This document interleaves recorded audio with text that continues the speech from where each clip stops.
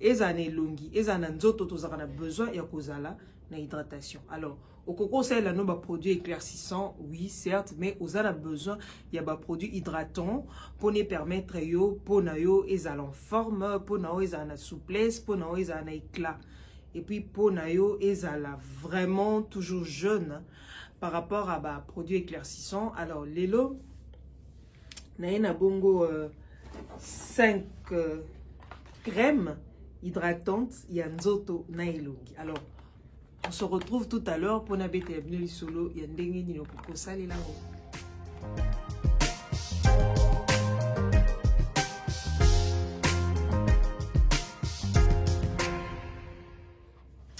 Voilà, Somba Liboso Boyambibiso, en tout cas, Caribou. En tout cas, soyez les bienvenus. Hein. Merci beaucoup. C'est toujours un grand plaisir. Ceux qui m'ont Liboso Boyambibiso, tout s'épilara toujours. Et Bayo Basaranabiso, déjà, en tout cas, merci beaucoup pour notre soutien à Bino. Et des gros coucou, Naba Maman à Londres. En tout cas, merci beaucoup. Surtout pour notre achat et puis pour notre soutien à Bino. Et ça la biso bien. Alors, dès la bas qui les nous présenté les bino 5 lotions hydratantes au coquille salé là. Alors, première lotion à biso, eza Fantasy. Fantasy à Tropical Suite. Ils ont dit là sur le parfum moko. Tropical Suite. Alors, eza hydratante. C'est une lotion hydratante, ça hydrate la peau. Bien en haut, au coco, c'est l'ango ne nanzoto et puis na maboko. Na bina elongité. Nanzoto et puis na maboko. Alors, eza ingrédients en tout cas, eza belé, ma ezali, glycérine ezali, huile essentielle eza et belé. Si on a quoi cité kawana, bien en tout cas, et hydrata kanzoto bien. Et hydrater un peu ma boko bien, surtout bato bazaka ma boko et kuba ma boko et kemba. En tout cas au gros ça les laka lotion oh, c'est très important, et ça en tube hein. Voilà. Alors deuxième lotion à biso eza ya bacon hein? Yango yo ça mi bongo na aloe vera et puis eza na collagène. Lotion oh ezaka bien, crème oh je dirais. Et ça bien pour na bateau pour et baby. Donc au monde bateau bazaka na mami au pena ya mami na ba fa au tamboloso pour que le biloko esimba souté. En tout cas, il faut recourir à ça parce que collagène wana et permettre à ce que elle régénère pour na yo. Par contre, aloe vera et ko faciliter hydratation. Voilà, crème au salé la yango yo. Eza ya bacon, den alobi eza na aloe vera na collagène. C'est très important. Au lobalanga, au indi, au bwebo, oui, c'est normal parce que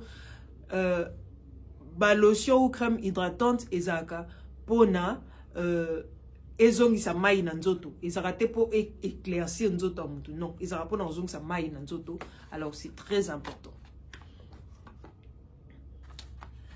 Alors troisième lotion ou crème nabiso ezabongo oyo 3D. 3 jours, 3 days, 3 jours éclaircissants. Alors, eza ya Aishun, hein? Eza Aishun Beauty.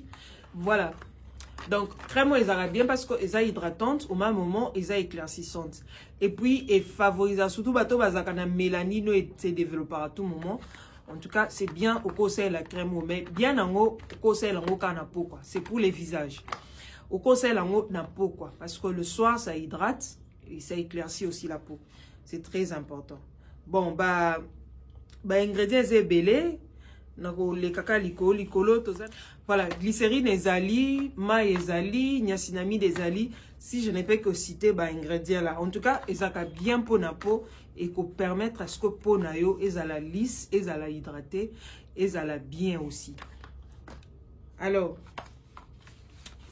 quatrième produit dans le il y a bacon et ça anti-acné, c'est pour les visages, rien que pour les visages. Et puis et ça bien rien que pour na bateau bazana ba bouton na elongi. Alors ce qu'on a ba bouton, acné, quel que soit les types, quel que soit les modèles, en tout cas ce qu'on c'est la crème non oyo et ko aider yo makasi vraiment et ko aider yo et surtout ezaka bien ba crème o soko ça lango okuki ko ba qui s'appelle sérum ya vitamine C. Bien ango oko pakola na tongo oko pakola ngo pe na pourquoi comme peut oko mélanger ngo avec les autres produits si tu veux que ekoma éclaircissante. Mais oyo eza rien que hydratante. Voilà. Alors dernière crème na biso eza oyo ya Caris. Caris eza bien parce que eza crème ya anti-solaire. Voilà. Alors, oyo eza ka 30%. Eza crème ya 30%, SPF 30%. Bien en a parce que éco protéger contre les soleils. Voilà, ça hydrate la peau et puis ça te protège contre le soleil. Et salami bongo na papaye, hein? Na papaye et d'autres ingrédients. Oui, ça na kati. Voilà. Ba ingrédients c'est belé na kati. Camomille ezali, papaye ezali. Bien en wana, il peut permettre yo et protéger contre le soleil. Et ça, ni le mot conseil là, kaka na po quoi. Et plutôt, eza crème au conseil là pendant la journée, hein, le matin, sur au saleli, bani non, on so peut-être au saleli crème non, au yé, aux yeux, au baki si, au eza crème anti-solaire, eza crème IV. Alors, bah crème pour sentir ou bien lotion, pour et mon vraiment que ça là bien à peau, et ça il faut respecter donc entretien. C'est très important. Au début que au salaka gommage na yo, au salaka au esfolieranzoto, au salaka ba sérum na yo, au salaka vitamine C, ne peut permettre est-ce que au bas qui se rappelle ba huile végétale, bah savon est bien ou bien gel douche est bien. Ne peut permettre est-ce que au mona éclat au bas produit hydratant et ça. Mais ce qui au sel là no bilo kwa nanya sauté. Au mona ra que produit en ça la raté au et indi sanga ikaka indi sanga non. Et indi saka ote parce que yé izane yona ka kwa ba ki c'est leur mai. Or ce qu'on lingi ka maïté au lingi ba ingrédients mususu, il faut recourir pe na ba ingrédients mususu. C'est très important. Il y a ko respecter ba astuce ananyonso pour au mona vraiment il y a bien des produits hydratants. Voilà.